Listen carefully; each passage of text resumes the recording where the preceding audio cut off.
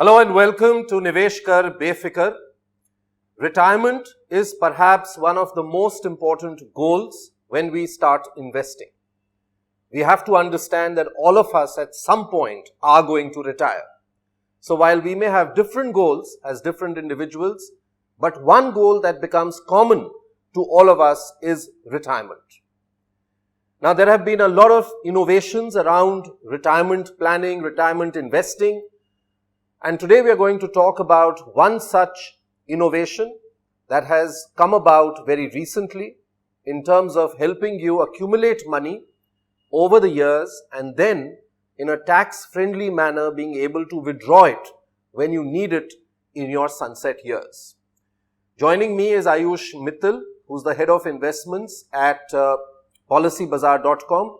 PolicyBazaar has actually been leading the initiative to innovate on this space, Ayush, and you call it 4G ULIPs. Absolutely. We've been talking about that for about a year now since they were launched. I think roughly about a year. More than a year. More than a year, okay.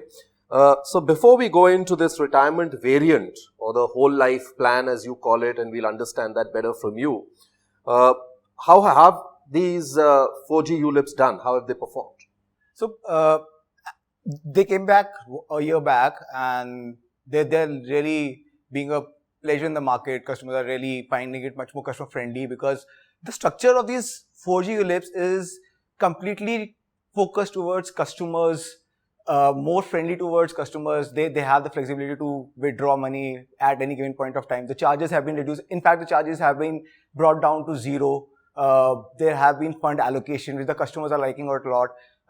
It's the insurance companies who are adding fund in their portfolio. So that they see their corpus building, and with the markets up and down, they find it a much more safer option, considering other instruments as well. So 4G ULIPs in the market are like now trending a lot. So these, if I recollect, have a fund management charge of 1.35% on all the other charges are zero, or has that also come down, the fund management charge? So all the charges are zero. The fund management charge as suggested by IRDA, it's 1.35, capped at 1.35.